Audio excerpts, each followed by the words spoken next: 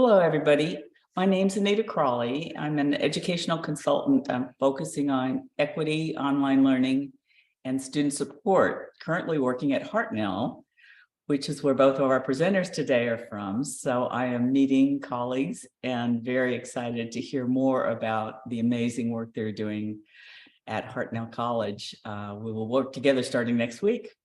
So before I hand the mic over to them, I wanted to just take care of a few housekeeping duties that I'm sure you're aware of by now. I hope everybody's had a great conference.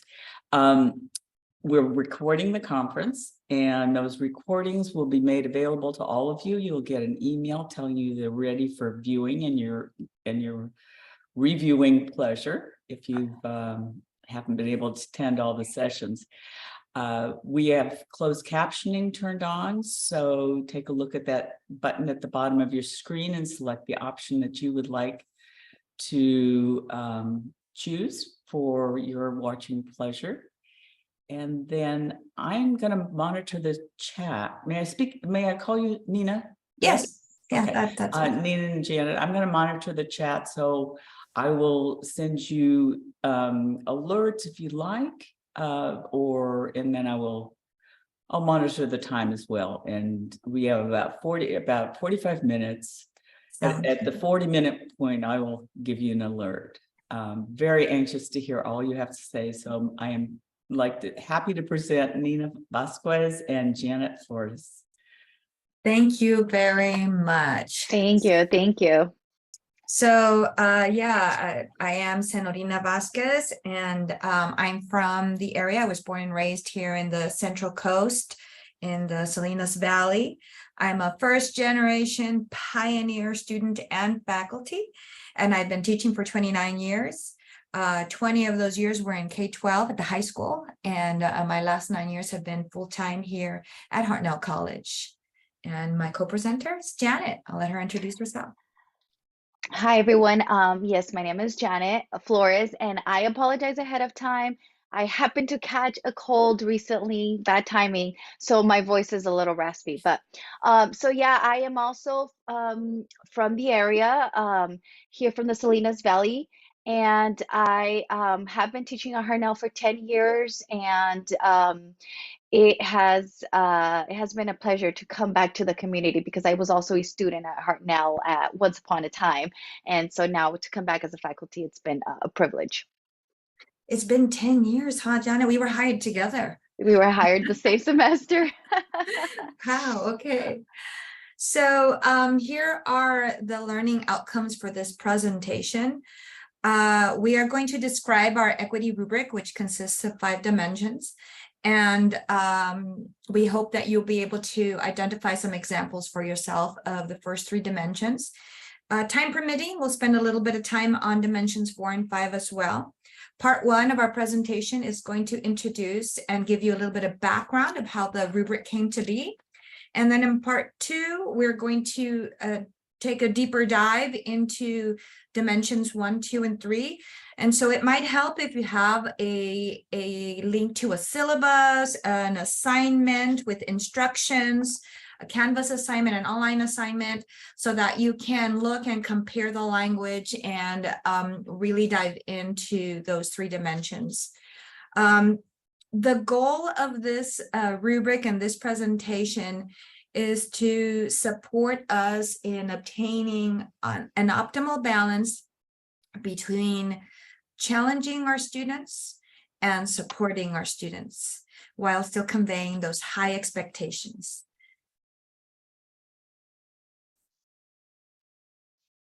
So when our committee first was created, the Student Success and Equity Committee, we were very much big fans of the Center for Urban Education at the University of Southern California. And so this was our first view of what it meant to be equitable, right? So to be equitable, we had to understand the difference between equality and equity. And so equality imagines that, you know, the world is equal and everyone has an equal ladder. But the reality is that students don't have the same opportunities, right? The reality is that some students, and you'll see on the screen, experience other obstacles throughout their life and don't have the same opportunities. So it was our challenge and our task to, as Dr. Eddie Camo said at one of our keynote presentations, he said it's our challenge to define our students by their potential and not by those limitations that we see here. And so that's what our equity rubric intends to do. It intends to provide the supports that help mend that broken ladder and all of those missed opportunities. So our educational system, our Western educational system measures performance, right? And it measures, and in reality though, when we look at outcomes, what it's really measuring is an uneven distribution of educational resources and opportunities. At Hartnell College, we believed we could do better. And so we began exploring in the fall of 2019 to look for a tool that would support us in this vision. And so we came across in conversations with our SLO committee, our Student Learning Outcomes Committee. They mentioned to us that Peralta had an equity rubric. So we looked at it and we loved the format and the simplicity of it and how clear it was. But in the meantime, we still wanted a bit more of the culture represented in there. And so in March of 2020, we all know what happened then. Doctors Luke Wood and Frank Harris presented on equity-minded practices and culturally affirming practices for teaching and learning in the online setting. And we were super excited by their workshop and their content. And we thought this was it. We thought this was exactly what we needed to include in our rubric. And so what they presented became the core of our rubric. They highlighted these 5 equity-minded practices. And so these are the 5 practices that we utilize to create what we call the 5 dimensions of equity-minded teaching and learning. And now I will highlight that although back then we were teaching all online, forcefully, we did not develop the rubric thinking that it would only be utilized online. So this rubric is for both face-to-face and online teaching practices. And so the purpose of our rubric, though, is not to shame anyone or any individual or students, right? Is to help us reflect in our teaching practice and to raise our sense of awareness. Teaching is a practice, just like yoga. I don't think we ever become perfect teachers. I think we're always developing as teaching. That is my teaching philosophy. And so it also serves to validate our efforts as well as support us as we grow. These are high impact practices that we have learned from leaders in the area of equity. And it provides opportunities for our students where there were few. And it just really helps us increase our students' success and learning outcomes. And without this rubric, without I should back up, not without the rubric, but without an equity perspective, regardless of which rubric you are using, there is a danger to be viewing our students with the lens of oppression. And that's something that Dr. Luke and Dr. Harris said during their presentation that just really just got imprinted in my mind, right? That if we don't have an equity perspective, we authentically have a lens of oppression. And so Janet is going to be introducing the 5 practices of the rubric. In the meantime, I will look for the link to our presentation and put it in the chat. You want to take it away, Janet? Mhm. Yes, of course. And the link to the rubric, right? That's what you will be including in the chat. So, Yeah, I'm also going to include the link to the okay, presentation. I know that perfect. I like to see it when so I'll do that right now. Okay, so to pick up a little on where Nina was, the rubric that we created was inspired both by the Peralta rubric and then the 5 equity-minded practices that Dr. Luke Wood and Harris presented. And we created our own version. We created our own rubric inspired by both of these. So in the chat, you will find the link to the presentation, and in the presentation, if you click um, on this header here, you will find also a link to the rubric. And it is very helpful. Oh, there it is. So she also included the link directly to the rubric in the chat.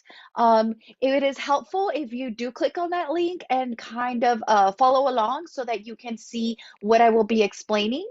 The presentation itself, it will show just some of the highlights. So if you're watching the recording and you are here in person, you will just see some of the highlights on the presentation, but hopefully you can also be viewing the actual rubric separately. That is what I will be explaining. I will be covering. So to go back to a few of the points that, let me take this out again. I'm sorry, I am battling a cold here. So to go back on some of the points that Nina was saying, in the first few pages, so on the very first page, you will find our Student Success and Equity Committee equity statement and some definitions as well. Just in regards to equity itself, what it means to be equity-minded, equity awareness, and if you go to the second page, you will find our framing language. And one of the things you will see in there is how it is that we developed the rubric. You will find that it is intended to supplement the OEI's course design rubric. You will also find there the information to Dr. Harris and Dr. Wood's presentation, which was also an inspiration for our rubric. And you will find the 5 equity-minded practices with their definite those dimensions briefly stated in that page as well. So this page is also very very helpful. I forgot to mention something. I'm sorry to interrupt, but I forgot to mention a very exciting thing and probably because I didn't put the link in there, is that the link to our rubric, it is available on the PowerPoint itself. But what I want to highlight is that recently we also developed an equity rubric for service areas.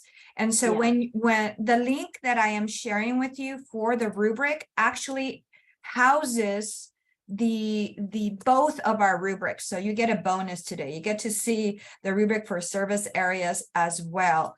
And I just threw the link to our rubric. That's our landing page for both of the rubrics, because as we update them, I put the new link there. So this is the page you want to bookmark. Okay, sorry, Janet. And let me know when to click to the next slide. Yeah.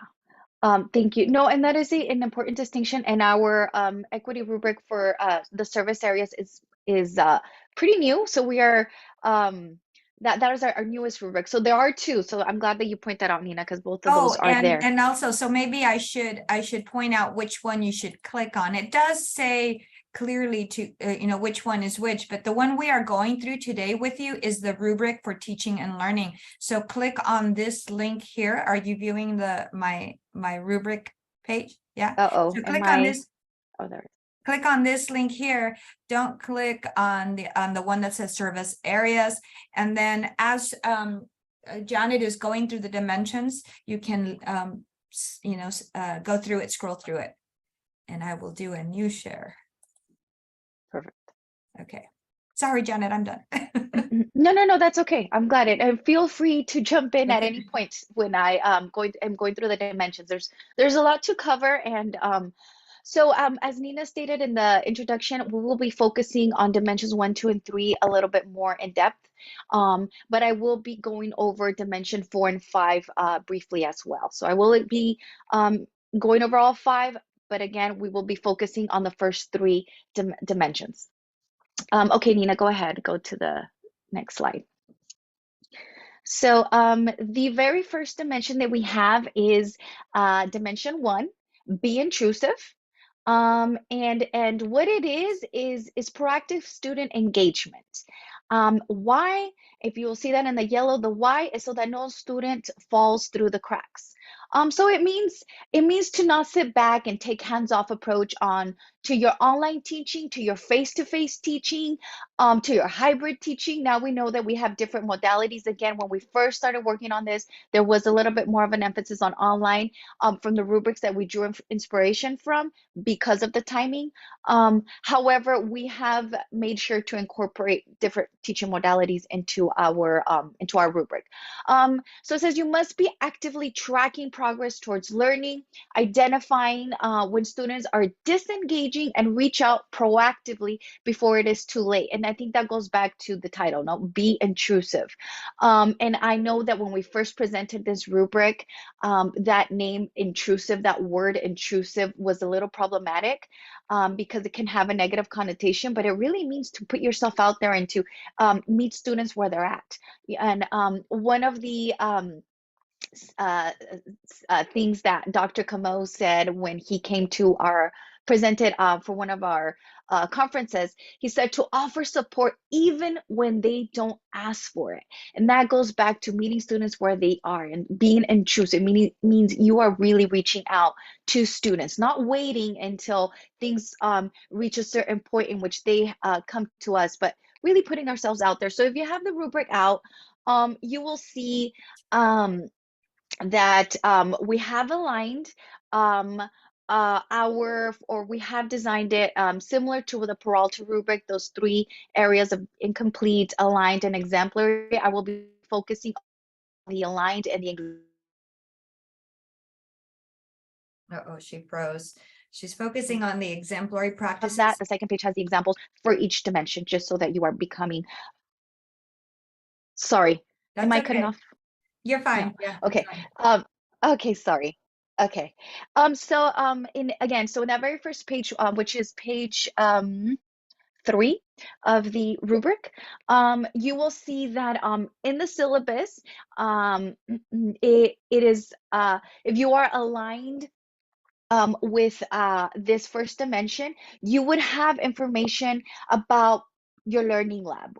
For example, Hartnell, we call it the Panther Learning Lab. Where is it? How to access it? What services do they offer? If you have any health and well-being resources, that would also be delineated in your rubric. I'm sorry, in your syllabus. For example, we have a crisis counseling offered here. Offer that information where they can access that. Again, you want to connect people to not just to the service, but to people. That is something that we also learned in one of these presentations, that it is important to not just say they're in this building, room A, room A 202. If you can, actually connecting them via email or in person, maybe if you could walk them over to wherever the service is being offered. Thank you, Nina. And also to give very specific feedback to whatever work they turn in. If you go to some of the examples on the next page, these are some examples that were taken locally from faculty here at Hartnell, and also nationally from other webinars. We've taken some of the feedback, some of the examples for each one of these dimensions, and incorporated them into the rubric just to help everyone out. So some of the things here that you're going to find is, for example, holding office hours in one of the learning labs. That way students become more familiarized with the learning lab itself, offering a welcome video that is very detailed in the information about what the semester is going to be like. And so I will move along to the next dimension. The next dimension is be relational. And be relational, what it is to have authentic relationships and connections. Why? To demonstrate to students that we are invested in their success. So we really want to focus on fostering relationships with this dimension. So another thing from Dr. Camo is sometimes we can misinterpret cultural cues as being incurious, and that's not necessarily the case. So if you go to the rubric with dimension 2, um, you will see that it is important to humanize yourself as an instructor, to humanize yourself, have students know who you are, share your personal success story, um, and connect with them. So learn one thing that is not just about them being a student, but maybe something that they like to do, a hobby, something that they do, one of their talents. Maybe they like to paint, maybe they like to create some sort of art. And we just really want to create in a relationship with them and among them as well. So one of the examples, if you go to the next page, some of the examples you will see, Mhm. um, some of the examples you will see is that it helps to include a profile picture if your class is fully online. And if it's not, it's still nice to have a profile picture on Canvas or whatever learning management system you use.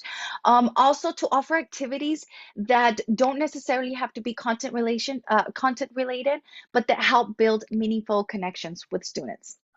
Okay, the next dimension, dimension 3, being culturally relevant. In this dimension, what it is to have to ensure that the course values students' culture and their experiences. Why? To provide context and to student lives. So it refers to designing an environment in which all students feel welcome and included.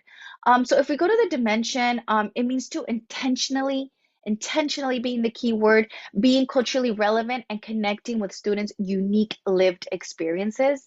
We want to validate their cultural strengths and other forms of cultural capital. Just about food and Uh-oh, traditions. she's It's also about value. Oh, I'm sorry, am I cutting off? a little bit. Yeah, yeah. Okay, sorry. I know my internet at home can be spotty at times. No, Okay, so if we go to some of the examples, it's intentionally choosing books, stories, and scholars with diverse perspectives that are culturally relevant to students in the classroom community, and to select material that is inclusive and validating of students of color. So not just using stock images, but creating, making sure that you include just a variety of images. Um, Okay, I hope I'm not cutting off. And then dimension four is be community focused. What it is intentional molding of class roster into a community. Why? To foster one another's learning.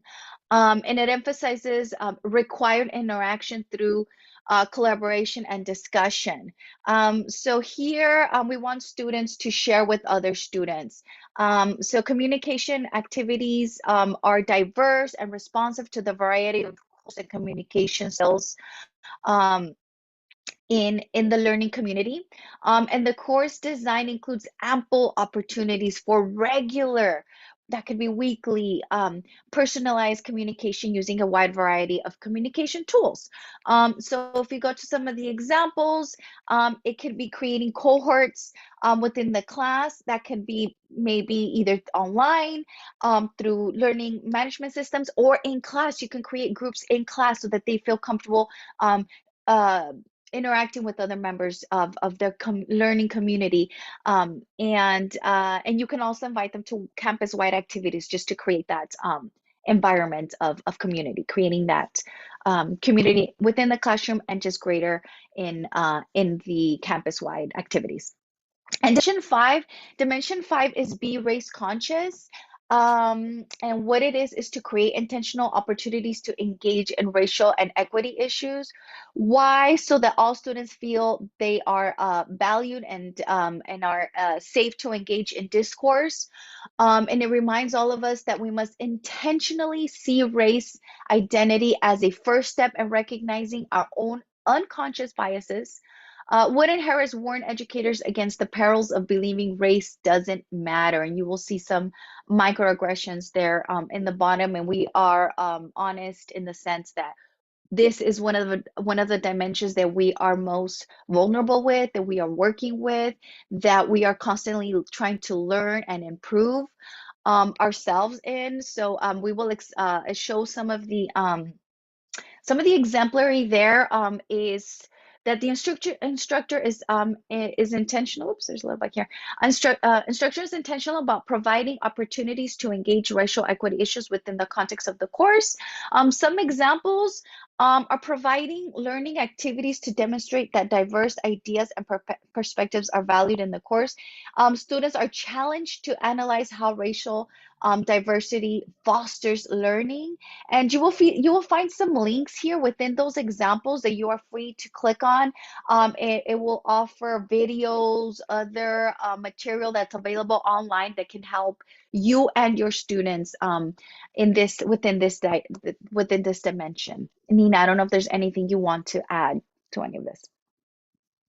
No, well, I just want to emphasize that the rubric is a tool to help us reflect on not only our Canvas shell, right? Also our syllabi, any written assignment, any instructions, any communication that we have with students, our course outline of record, our day-to-day interactions and activities and lesson plans, our choice of textbook. It's really a guide to help us reflect for the whole package, right? And it does require being brave, because sometimes we're not going to like what we see. It's like looking in the mirror, and the example that I've used is and seeing that big zit on your nose or your forehead, right? But that's okay. It's not a permanent zit. You know, you can you can treat it, and it will allow us though to write a brave new ending, as Brene Brown mentions. So now we're going to apply, and we have about 20 minutes left, it looks like. And so what I'd like you to do is to have out something you can look at, that's something that you communicated with students and lately, so that you can just practice these dimensions, since Janet graciously gave us a quick overview of each dimension. And so in our first dimension, dimension 1, be intrusive.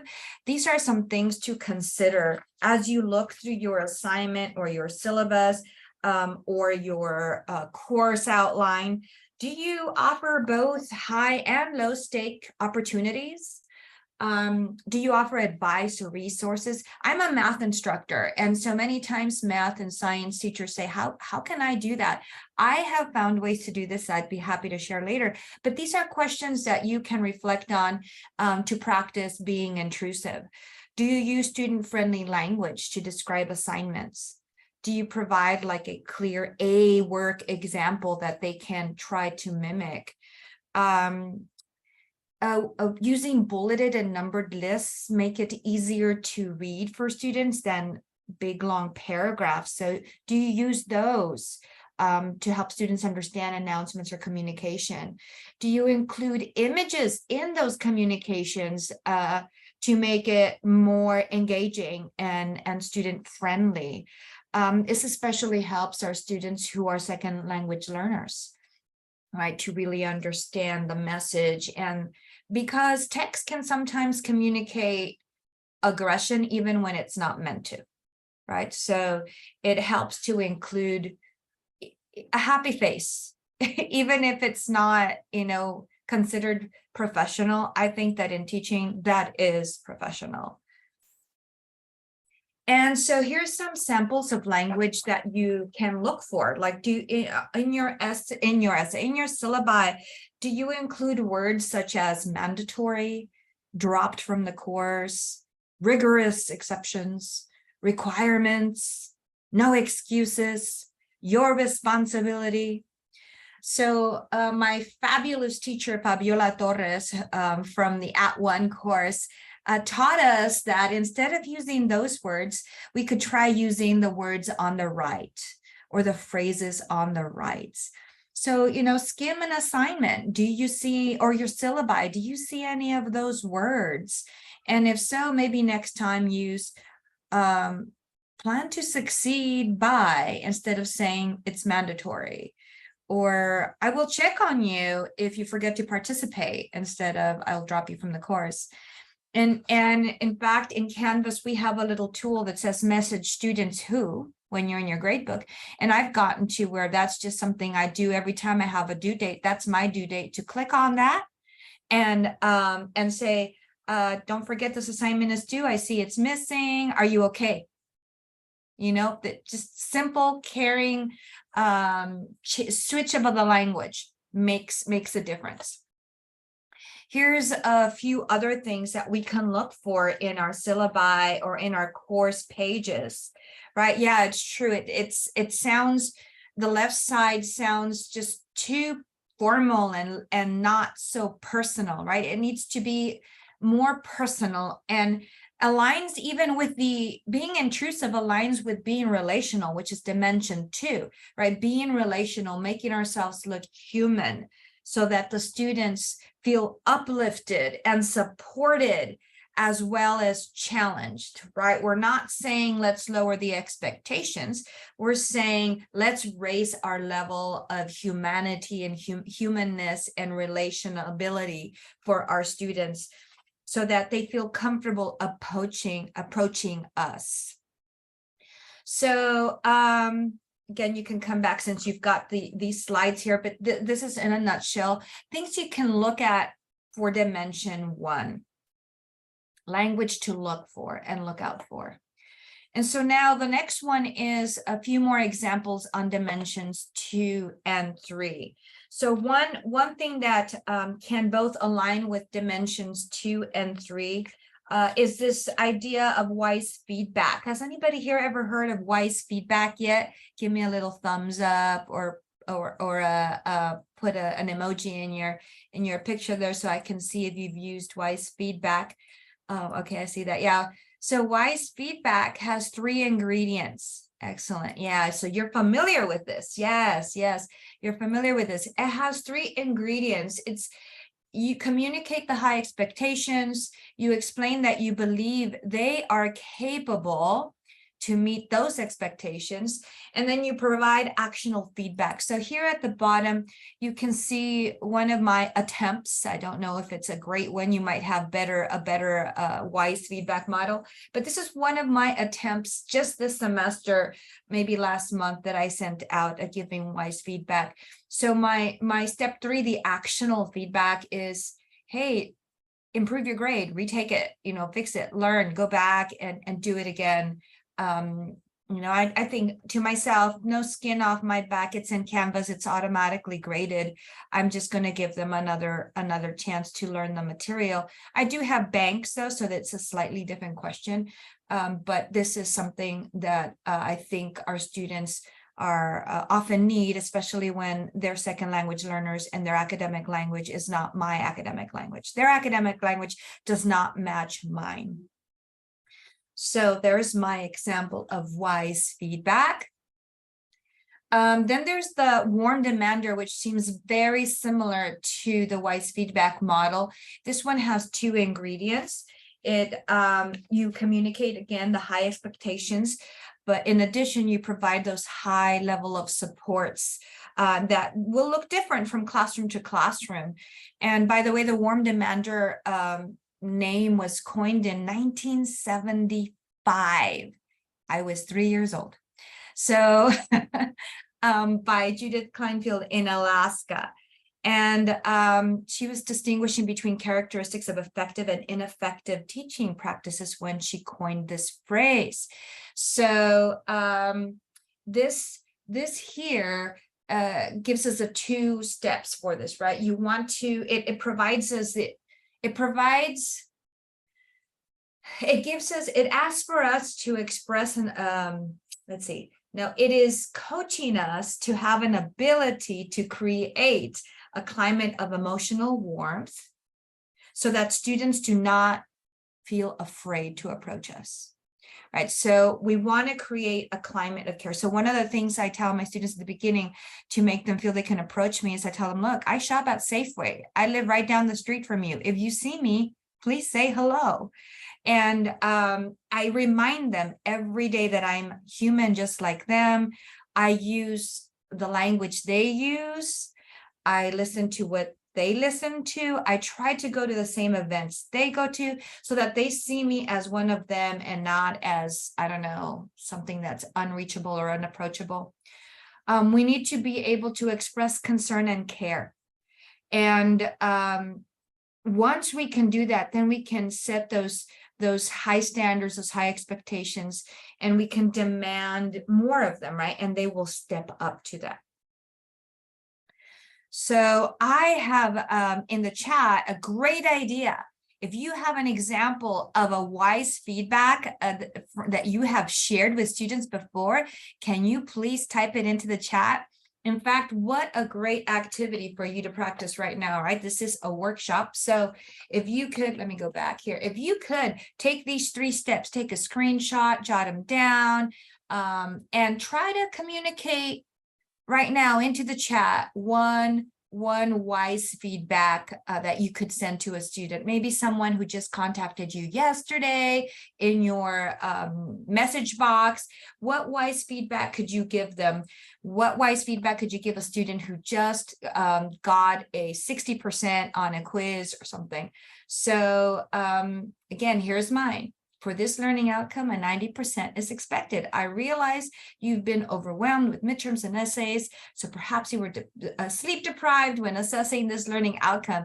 I recommend you review the problems with me or a tutor and then retake the quiz. Let me know if you need additional attempts on this assessment. So that's my support for them, and letting them know that I know they can do better. I know that they are capable.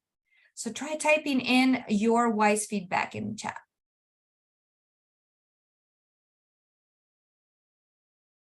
In the meantime, I will move on. Well, maybe I'll pause. No, I'll let you sit with that, because the reason why we're doing this, I'm waiting. I got to see at least one in the chat. The reason why we are doing this is to show them that we love what we do. Right? If you love what you do, let's personify that love. Let's leverage students up to the level of our own passion in that classroom. In other words, let's encourage students to lean in. This is a quote that I just loved. Again, I'm a big Fabiola Torres fan. I'm a huge fan of Fabiola Torres, and so you will see her quotes in here throughout. Oh, excellent. I'm seeing those coming. Keep them coming. Love it. Wonderful.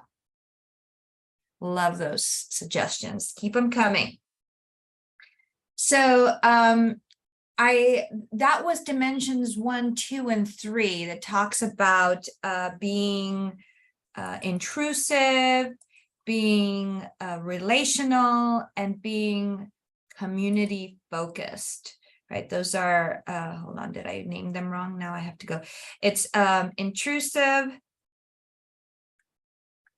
Dimension 1 is be intrusive. I have so many windows open right now, I can't see my own rubric. Dimension 2 is be relational. And dimension 3 is be culturally relevant and affirming. So that wise feedback model is definitely a culturally relevant and affirming. The retakes, the reassessments is definitely a reaffirming. You can gamify some of these assessments. So there are, again, like Janet suggested, lots of examples and links in the rubric that you can look at. Okay, so next I'm going to talk a little bit, we do have time, a little bit about dimensions 4 and 5. These are a little more difficult, and so it's taken us, you'll see fewer examples there because it's taken us a bit longer to really warm up to those dimensions. Dimension 4 is be community focused. And so one of my favorite quotes is from a presentation I just attended, in fact, a couple months ago at the AACU conference titled, "Can You Handle the Truth?" Gosh, that was just such an intense conference. And this quote, I have to share it with you. "Creating community is necessary if you want to abolish the dynamics of servant and master, of teacher and pupil, of manager and staff. You must build community and get to know each individual.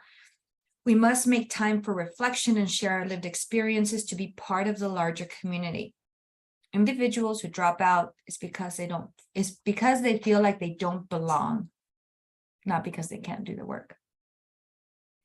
So I'm going to quote Dr. Wood here. Dr. Luke Wood said, "Getting to know each individual is beyond knowing their name. Yes, super important to know their names, but know something else about them, like, hey, how's your little brother doing? Oh, how's your mom doing? How did that presentation go last week?" So getting to really talk to them about their lives and their lived experiences, and sharing your own lived experience with them. You know, I try to be real with my students. When I'm having a bad day, I let them know. I lean in. And guess what? They become my shoulder, and I lean on them too. So it really is something about this. And it is a work in progress, right? It's not something that we will ever, let me pause this. We will ever get to.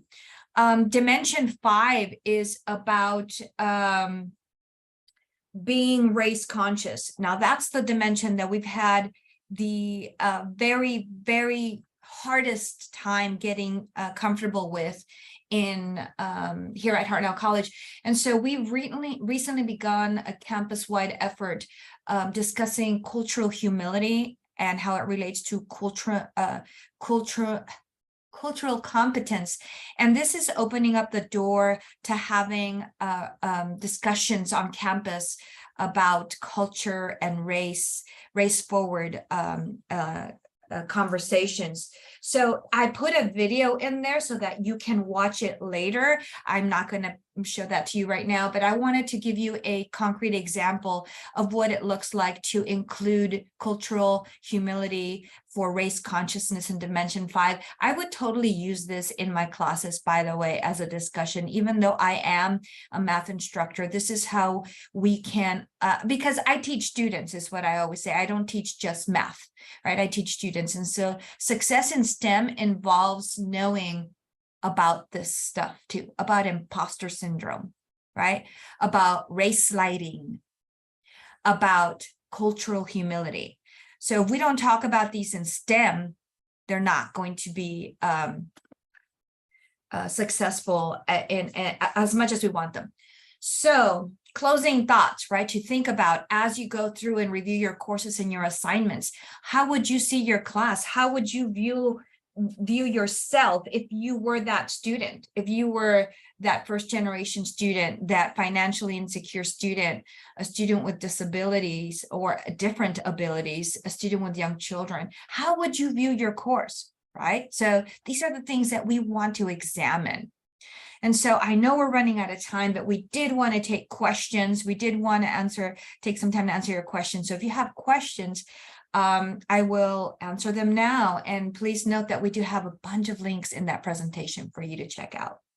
Any questions? For the sake of time, I encourage people to turn on their mic and ask them verbally so we can get some answers. Yes. We're going to go a little long. Don't tell anybody. Yes, go ahead. Please tell me if I pronounce wrong. Guire? You got it. You got Guire. it. Okay. Thank you. Excellent. Oh my gosh, this is so wonderful. Thank you so much. I'm just furiously taking notes. I love all the resources. I'm counseling faculty, so I'm super interested in your service area rubric. And I'm wondering if there's some contact person who I could connect with around that in the student service area. If you look at the rubric, I believe Cynthia Ainsworth email is at the top of that one. Okay. My email is at the top of the teaching and learning one. She is our librarian and she helped us. She's on our committee and designed that. So totally great resource. Oh, great. Thank you so much. You're welcome. Carlos. Hello. Yes, thank you very much for the great presentations and insights. So I teach sociology, and I teach in North Shore Community College here in Massachusetts. And I already do a lot of things that you presented here. My challenge always been time, you know. So because doing this requires a lot of dedication to students. You know, you mentioned connecting, early identification of students who are gonna struggle or are struggling in different areas, not necessarily always academically. So all these things takes a lot of time, you know, if you wanna be successful. So my question is like, what is your advice? What is your experience? You know, what is the magic wand that you use that, you know, could do implement a lot of these practices in your teaching, but at the same time do it in a way that you still could survive yourself? You know what I mean? Yes, no, I hear you. So one of the things that I had to do in math was I had to switch textbooks. So I switched to an active learning calculus textbook because it really did a good job of incorporating active learning and group work. So the students are forced to interact and I'm forced to interact with them. So I switched materials to that would. So you have to find the right materials that will facilitate so that you don't have to force it in. So that's one thing I did. The other thing is that I was okay the first time I did this with not covering everything, because it's more important to get to know them so that I can hold on to them until the end of the semester. I started out this semester with 32 calculus students. I have 27 right now. So I still have a lot, you know, I lost some, and it always hurts me that I lose some. But I think it's because I take that time to get to know them and they get to know me, and I reach out and say, are you okay? You know, and I talk to them about mental health, wellness, and, you know, so I get to know them.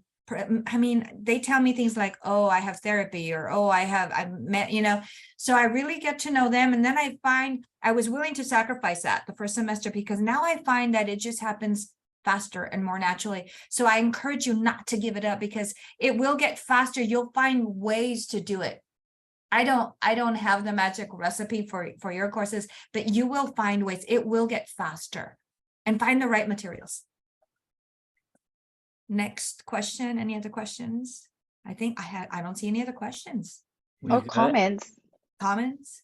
We also are going to use the Zoom room for the next session. So we're going to, So We were just about to leave. You can yell at me for going a few minutes long. No, it's- Unbelievably Well, wonderful. thank you so much, presentation. all of you, for being here. Thank you. And my Thank email you. address is at the top of the rubric, and Janet's and my email address are at the end of the presentation.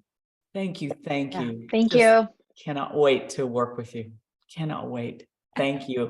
Bye-bye all. Bye. Bye. and Oh, Anita, don't forget to make me host. I'm gonna make you host. I'm just like flying high right now. Are you? Oh my gosh. Nina and Janet, I cannot believe what you've done. Well, I'm glad you like I didn't know Hartnell had a rubric, had their own rubric when I started. And I love Doctors Wood and Harris. Oh I mean, my from gosh, yes. their webinars, I was just like addicted to it, you know, during the pandemic. It was like, oh my gosh, anyway.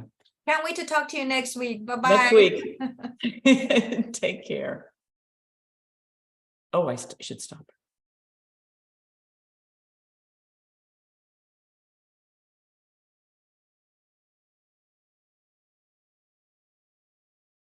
Oh, excellent. Did Thank you, Anita. Yep, did I'm you- host. Okay, did you stop the recording? Because I didn't. I was so excited.